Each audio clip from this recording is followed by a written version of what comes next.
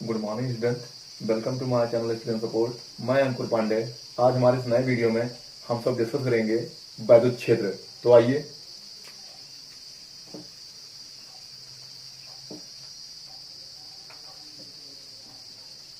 वैद्युत क्षेत्र जिसको इंग्लिश में बोलते हैं इलेक्ट्रिक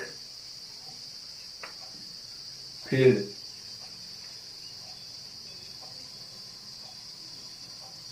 देखिए, इसको आइए डिफाइन करते हैं क्या होता है इलेक्ट्रिक फील्ड। तो इलेक्ट्रिक फील्ड की परिभाषा होती है आवेश समुदाय के चारों ओर का वह क्षेत्र, आवेश समुदाय के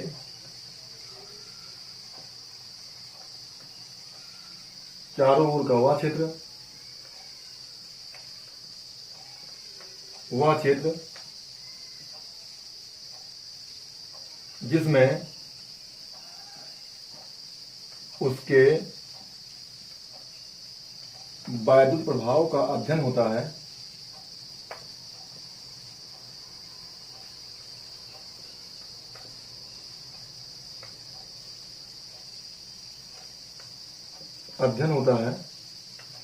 वैद्युत क्षेत्र कहलाता है।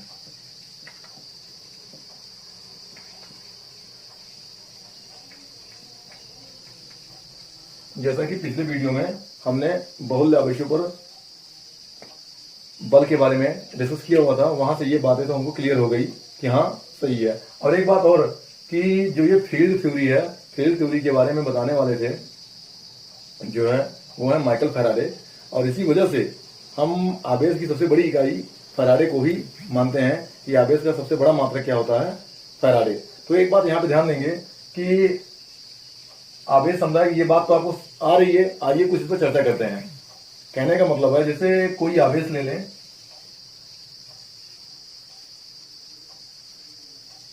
क्यों? अब देखिए, ये आवेश के चारों तरफ एक वैद्युत क्षेत्र होता है। इस परिभाषा के हिसाब से इस आवेश के चारों तरफ एक वैद्युत क्षेत्र होता है, जैसा कि मैंने परिभाषा में आपको ये बात बताई। देखिए, और इसका पता हम तभी लगा पाएंगे वैद्युत क्षेत्र का, वैद्युत क्षेत्र का पता लगाने के लिए जब तक इस क्षेत्र के भीतर या इस क्षेत्र में कोई अन्य आवेश न लाया जाए। जैसे कि आपको एक बात बता दें कि अन्य आवेश लाएंगे तो जाहिर सी बात है ये वैद्युत बल का अनुभव करेगी, जाहिर सी बात है ये वैद्युत बल का अनुभव करेगी। तो वैद्युत बल का जब अनुभव करेगी तो हम जान पाएंगे कि हाँ इसके वैद्युत क्षेत्र कितना प्रभावशाली है। तो एक बात और ध्यान देंगे, ये जो मैंने प्लस क्यू आवेश लिया हुआ है इसको हम सोर्स चार्ज भी कह सकते हैं।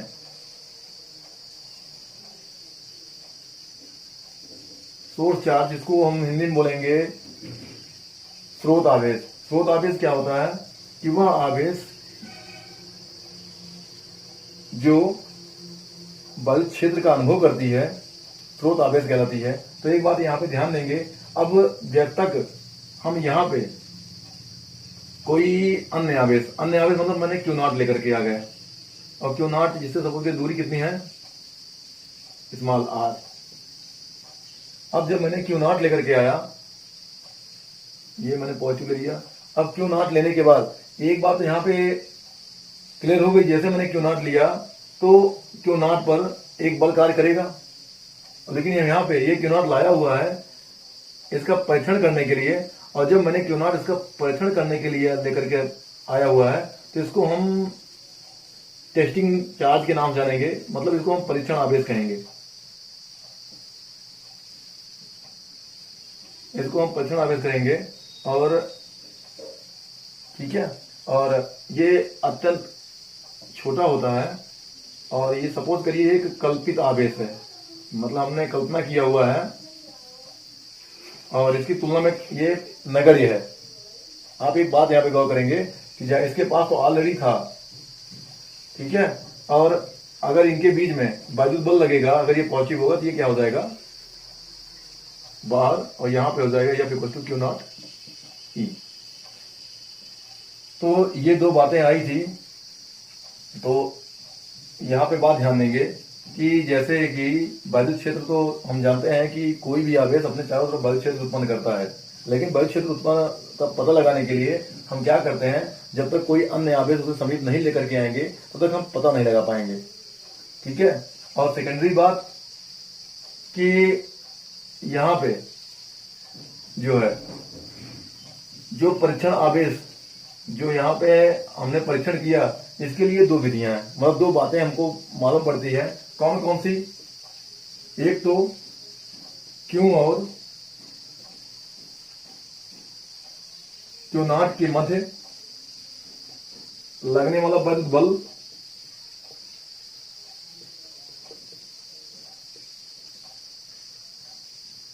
और दूसरी बात क्या है? स्रोत आवेश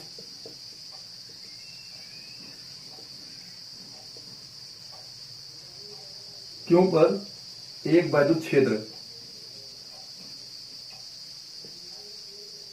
एक बात और है, अब यहाँ पे जैसा कि हमने पहले भी डिस्कस कर लिया हुआ है कूलाम के नियम में, तो वहां पे एक बात मिली हुई थी, ये प्रोपोर्शनल टू 1/r², कि विद्युत बल क्या होता है। देखिए, अगर दूरी ये ज्यादा होती जाएगी तो बल अपने आप दुर्बल होता चला जाएगा, जितना समीप होगा उतना ही बल प्रबल होगा। तो ये बात हमने वहां से देखा हुआ था, ठीक है। तो कहने का मतलब क्या है कि जाहिर सी बात है कि आवेश समुदाय के चारों ओर का वह क्षेत्र जिसमें उसके विद्युत प्रभाव का अध्ययन होता है, या कहने का मतलब यह है कि आवेश समुदाय के चारों ओर का वह क्षेत्र जो विद्युत बल का अनुभव करती है, विद्युत क्षेत्र कहलाता है। अब विद्युत बल आपके प्रतिकर्षण भी होंगे, आकर्षण भी होंगे, ठीक है।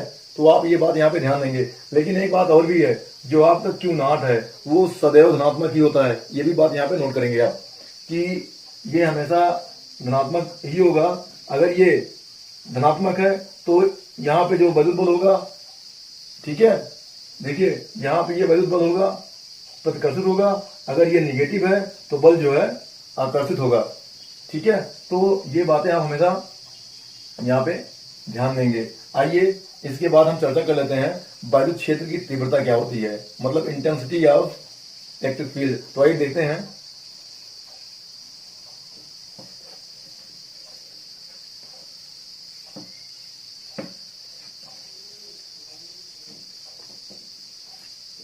विद्युत क्षेत्र की तीव्रता,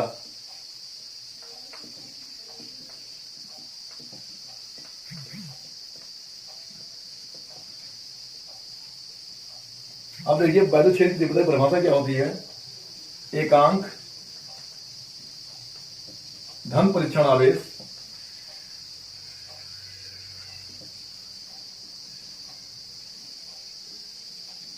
लगने वाले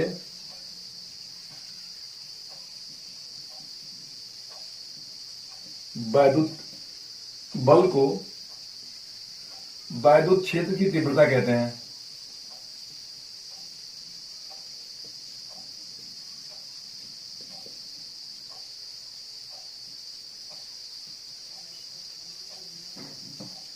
विद्युत क्षेत्र की तीव्रता कहते हैं। अब एक बात और भी है कि देखिए यहां पे विद्युत क्षेत्र की तीव्रता तो बात हो गई, ये एक वेक्टर क्वांटिटी होती है विद्युत क्षेत्र, ठीक है। अभी आपको हम बताते हैं क्यों वेक्टर क्वांटिटी होगी। तो विद्युत क्षेत्र वेक्टर क्वांटिटी होती है और इसी वजह से इसे कैपिटल ई से प्रदर्शित करते हैं। तो यहां पे क्या हो जाएगा, इसके हिसाब से vector E equal to vector F upon q naught. ये क्यू नॉट देखिए धन परीक्षण आवेश है, इस पर लगने वाला विद्युत बल। अब ये विद्युत बल कुछ भी हो सकता है, जैसे मैंने आपको बताया हुआ है कि ये आकर्षण बल भी हो सकता है और प्रतिकर्षण बल, ठीक है। तो कहने का मतलब है ये बात तो यहां से आपको मालूम हुई।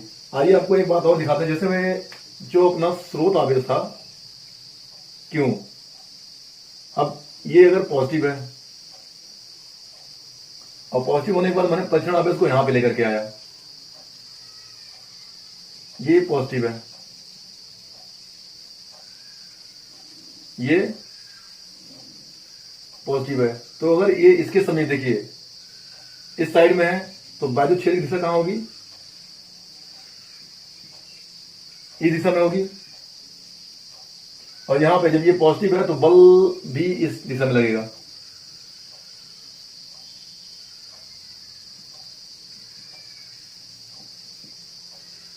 बल भी जो है इस दिशा में लगेगा। अगर ध्यान दीजिए ये निगेटिव है आपका स्रोत आवेश और प्रचंड आवेश हमेशा पॉजिटिव होगा, जैसे मैंने आपको बताया, तो भी आपका विद्युत क्षेत्र जो है जहां पे प्रचंड आवेश रखा रहेगा जिस दिशा में, आपका विद्युत क्षेत्र उसी दिशा में होगा। ठीक, और यहां पे बल क्या हो जाएगी,